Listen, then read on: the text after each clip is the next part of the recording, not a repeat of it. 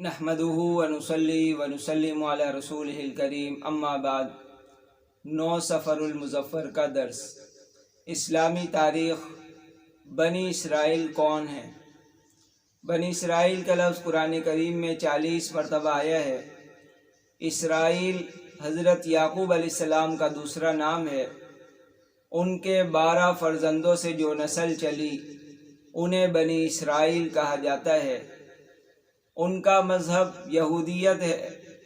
مذہبی و قومی اعتبار سے تاریخ میں ان کی بڑی اہمیت ہے۔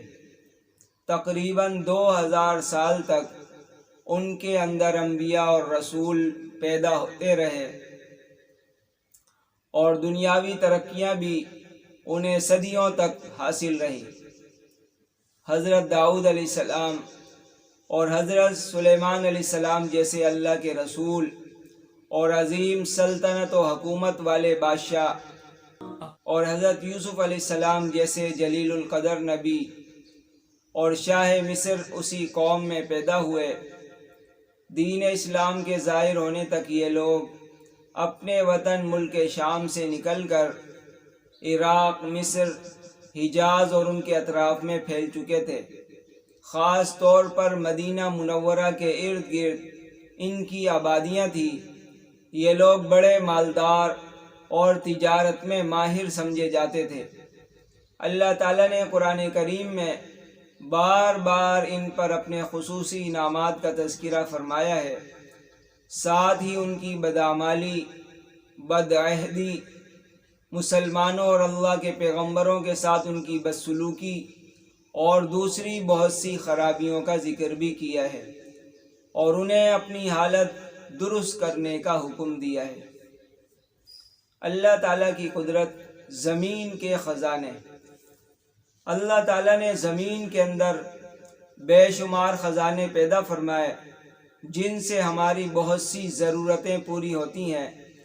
کہیں زمین سے مختلف قسم کے رنگ برنگی پتھر نکلتے ہیں جن کو ہم اپنے گھروں میں استعمال کرتے ہیں۔ کہیں کوئلہ نکلتا ہے جو جلانے کے کام آتا ہے، اور کسی جگہ سے پٹرول نکلتا ہے جس سے بڑی بڑی مشینیں، ہوائی جہاز، ریل گاڑی اور دوسری سواریاں چلائی جاتی ہیں۔ اور اسی زمین میں سونا چاندی بھی نکلتا ہے جن سے زیب و زینت کے لیے قیمتی زیور بنایا جاتا ہے، اور پھل فروٹ پیدا کیے جو انسانی جسم کو طاقت بخشتے ہیں۔ زمین کے اندر اتنے سارے خزانوں کا پیدا کرنے والا کون ہے؟ یقیناً یہ اللہ ہی کی ذات ہے۔ ایک فرض کے بارے میں جماعت سے نماز نہ پڑھنے پر وعید۔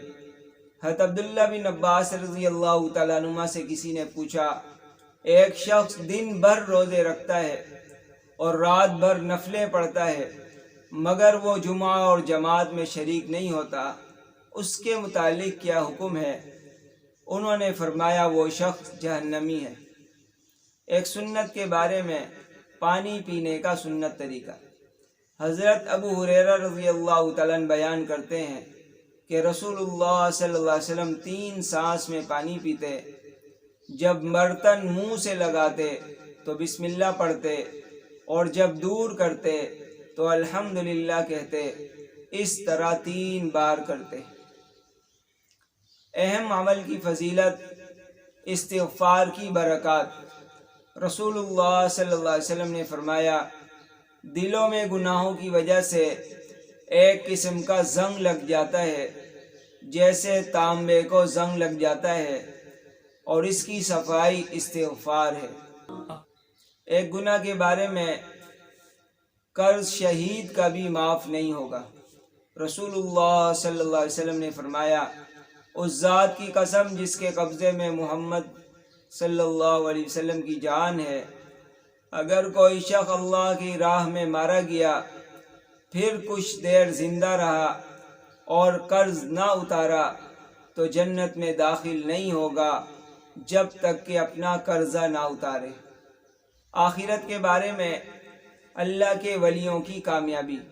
قرآن میں اللہ تعالیٰ فرماتے ہیں، سن لو جو لوگ خدا کے دوست ہیں ان کو نہ کسی قسم کا خوف ہوگا اور نہ وہ غمگین ہوں گے۔ یہ وہ لوگ ہیں جو ایمان لائے اور گناہوں سے بچتے رہے، ان کے لیے دنیا اور آخرت کی زندگی میں خوشخبری ہے۔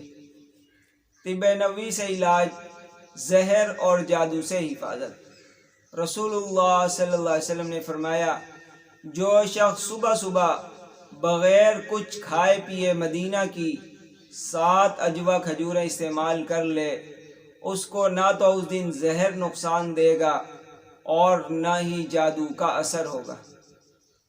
قرآن کریم کی نصیحت۔